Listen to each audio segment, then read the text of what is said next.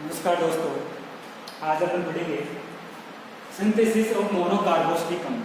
Monocarboxylic अम्ल है, उनका सिंथेसिस कैसे करें अपन by the malonic acid. Malonic acid के द्वारा विभिन्न प्रकार के मोनोकार्बोक्सिलिक अम्ल है, उनका संश्लेषण करना, उनका निर्माण करना।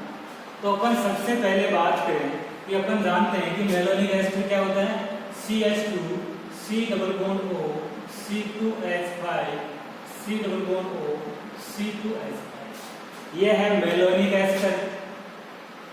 Malonic acid. अब इस मेलोनिक एसिड के द्वारा विभिन्न प्रकार के मोनोकार्बोक्सिलिक अम्ल है, उनका संश्लेषण करना है। तो सबसे पहले अपन बात करें कि एसिटिक अम्ल का संश्लेषण, सिंथेसिस ऑफ एसिटिक एसिड। ये क्या होता है, एसिटिक एसिड। एसिटिक एसिड अम्ल का निर्माण कैसे, तो ध्यान से सुनो। सबसे पहले अपन लेते हैं monocarboxylic malonic acid, COO C2H5 COO C2H5। यह है मेलोनिक एसिड। और इस मेलोनिक एसिड का अपन क्या करवा देंगे, हाइड्रोलाइसिस, जल अपघटन करवा देंगे। और एस्टर जल अपघटन के द्वारा क्या देता है, कार्बोक्सिलिक अम्ल। तो जो एस्टर लिंकेज है, इसमें दो एस्टर लिंकेज है, इनका हाइड्रोलाइसिस होकर के और दो कार्बोक्सिलिक ग्रुप बन जाएंगे। तो इससे बन जाएगा CH2 COOH प्लस दो अणु एथिल अल्कोहल के बाहर निकल जाते हैं। तो इससे क्या बन जाएगा, मेलोनिक एस्टर से मेलोनिक अम्ल बन गया। यह है मेलोनिक एसिड। Malonic acid. अब इस मेलोनिक एसिड को अपन गर्म करेंगे।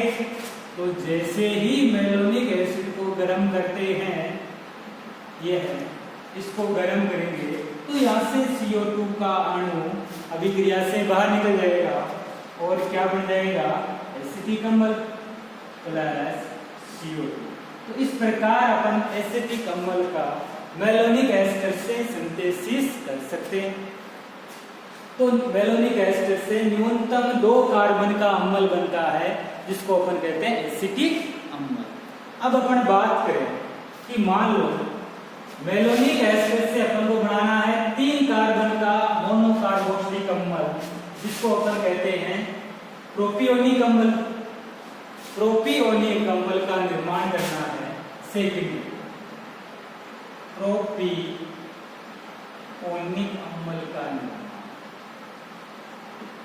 प्रोपियोनिक अम्ल क्या होता है, 3 कार्बन का कार्बोक्सिलिक अम्ल होता है, CH3 CH2 COOH। ये हो गया प्रोपियोनिक अम्ल, या IUPAC नाम प्रोपेनोइक एसिड। तो प्रोपेनोइक एसिड का निर्माण कैसे करें, तो अपन जानते हैं कि मेलोनिक एसिड क्या होता है, CH2 COO C2H5 COO C2H5। ये तो हो गया मेलोनिक एस्टर। ये मेलोनिक एस्टर है। और मेलोनिक एस्टर से न्यूनतम 2 कार्बन का अम्ल बनता है। और इसमें कितने कार्बन है, 1 2 3 कार्बन का एसिड बनाना है। इसका मतलब जो CH2 COOH है, ये तो अपन इजीली मेलोनिक एसिड का हाइड्रोलाइसिस करवा करके गर्म करेंगे तो इजीली बन जाता है। अब अपन को 3 कार्बन का एसिड बनाना है। इसका मतलब इसमें एक मेथिल समूह ऐड करना है। और मेथिल समूह ऐड करने के लिए अपन को HCl की हैलाइड लेनी पड़ेगी, जिससे मेथिल समूह हो। इसका मतलब मेथिल आयोडाइड के साथ अगर अपन अभिक्रिया करवाएं, जैसे मान लो सबसे पहले मैं लेता हूं malonic acid CH2 COO C2H5 COO C2H5 और इसकी अभिक्रिया स्ट्रॉन्ग बेस के साथ करवा दो, C2H5O Na+। तो ये स्ट्रॉन्ग बेस क्या होगा, ये जो कार्बन है इसको कहते हैं अल्फा कार्बन, और इससे जुड़ा हाइड्रोजन अल्फा हाइड्रोजन। तो ये बेस यहाँ से H+ को हटा देगा, और जैसे ही H+ हटेगा, ये बेस क्या करेगा, या अल्फा कार्बन से अल्फा हाइड्रोजन को प्रतिस्थापित कर देगा, हटा देगा। तो इस पे आ जाएगा माइनस। तो CH- CO C2H5 COO C2H5 ये बन जाता है, ऋणायन बन गया, एक तरह से इनोलेट आयन बन जाता है। से रेजोनेंस के द्वारा इसके इलेक्ट्रॉन लिया तो इससे इनोलेट बन जाएगा। और C2H5O माइनस Na प्लस है तो Na 60 बन जाएगा इसे Na प्लस। तो इस प्रकार से सोडियम साल्ट बन गया, एक तरह से सोडियम लवण बन गया। अब इसकी अभिक्रिया अपन किसके साथ करवा देते हैं? मेथिल आयोडाइड के साथ इसकी रिएक्शन करवा देते हैं CH3I मेथिल आयोडाइड के साथ। तो CH3 पे आंशिक प्लस आयोडीन पे आंशिक माइनस, तो यहाँ से Na और I मिलकर के क्या निकल जाएगा? NaI। सोडियम आयोडाइड बाहर हट जाएगा NaI, और ये CH3 समूह किससे जुड़ जाएगा? CH समूह। तो CH3CH यहाँ जुड़ा हुआ है C2H5 COO C2H5। तो मेलोनिक एस्टर के अल्फा कार्बन से मेथिल समूह जुड़ गया। अब इसका अपन क्या करवा देंगे? हाइड्रोलाइसिस, दो जल के अणु लेंगे तो हाइड्रोलाइसिस हो जाएगा और क्या बन जाएगा? CH3CH2 CH3CH और दो कार्बोक्सिलिक अम्ल जुड़ जाएंगे इससे, प्लस साथ में क्या निकल जाएगा? 2 मोल एथिल अल्कोहल C2H5OH। अब जो ये एसिड बना, इस एसिड को गर्म कर देंगे। जैसे ही एसिड को गर्म करेंगे तो यहाँ से CO2 का अणु बाहर निकल जाता है, तो क्या बन जाएगा? CH3CH2COOH प्लस CO2 अणु अभिक्रिया से अलग हो जाता है। तो इस प्रकार से 3 कार्बन का अम्ल बन जाता है, जिसको अपन क्या कहते हैं? प्रोपेनोइक एसिड या प्रोपियोनिक अम्ल कहते हैं। तो अपन मेलोनिक एस्टर से विभिन्न प्रकार के अम्लों का निर्माण, मोनोकार्बोक्सिलिक अम्लों का निर्माण आसानी से कर सकते हैं वाया इनोलेट सिंथेसिस, इनोलेट बना करके। मेलोनिक एस्टर से अपन क्या गैस की उपस्थिति में क्या बनाते हैं?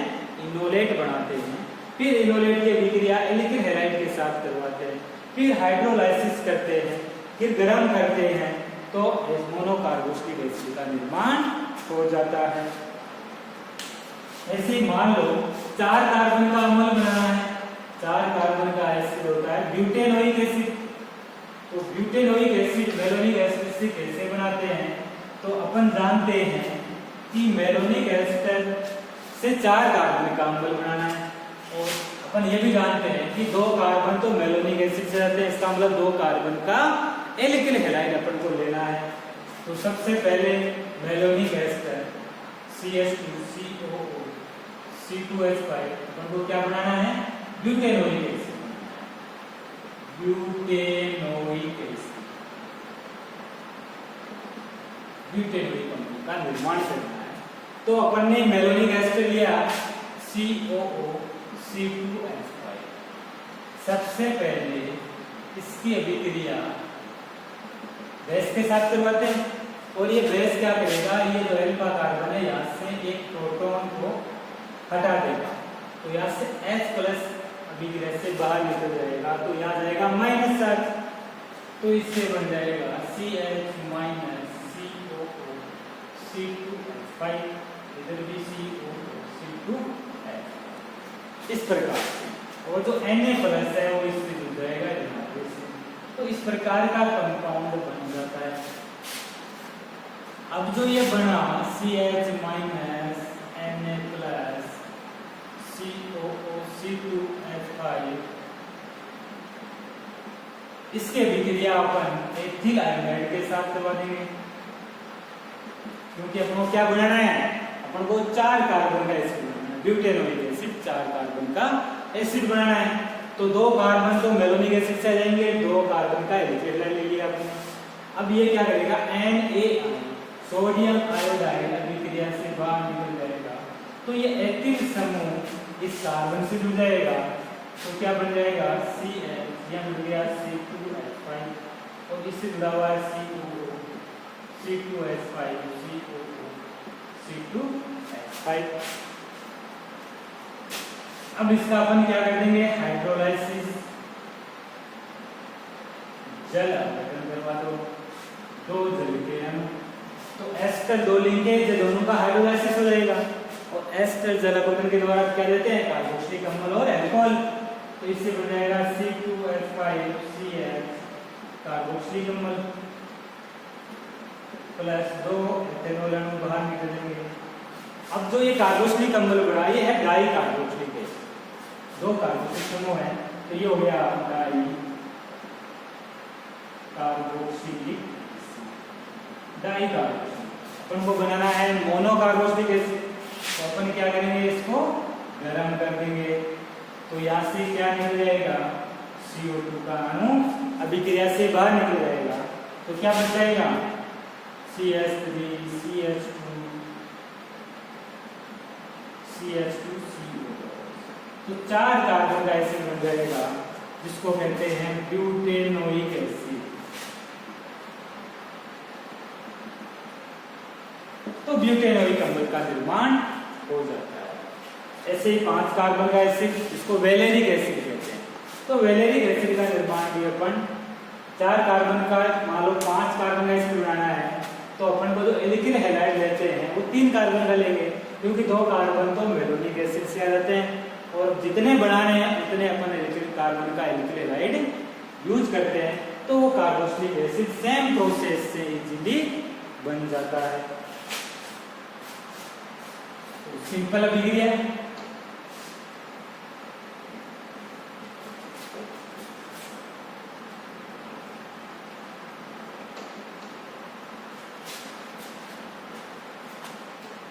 जैसे मान लो वैलेरिक एसिड, नेक्स्ट बनाना है हमको वैलेरिक एसिड। वैलेरिक एसिड कितने कार्बन का होता है, 5 कार्बन का कार्बोक्सिलिक एसिड।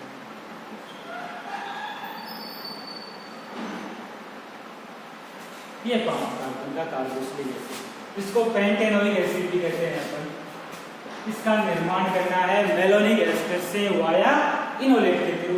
तो सबसे पहले अपन को ये ध्यान देना है कि टोटल है इसमें 5 कार्बन, और मेलोनिक एसिड एस्टर से कितने कार्बन आते हैं, 2 कार्बन। ये 2 कार्बन तो मेलोनिक एस्टर से आ जाएंगे, ये वाला। अब अपन को केवल 3 कार्बन का एल्किल हैलाइड लेना है। तो सबसे पहले malonic acid CH2 COO C2H5 COO C2H5, और इसकी अभिक्रिया स्ट्रॉन्ग बेस के साथ करवा देते हैं, माइनस प्लस। तो स्ट्रॉन्ग बेस क्या करेगा, अल्फा कार्बन से अल्फा हाइड्रोजन का प्रतिस्थापन कर देगा, तो यहाँ से H प्लस अभिक्रिया से बाहर निकल जाएगा। तो इस कार्बन पे क्या आ जाएगा, नेगेटिव चार्ज, माइनस आ जाएगा। तो CH minus COO C2H5 COO C2H5, और सोडियम आयन विलयन से जुड़ जाएगा, और इससे बनता है इनोलेट। ये रेजोनेंस के द्वारा क्या बनाता है, इनोलेट का निर्माण करता है।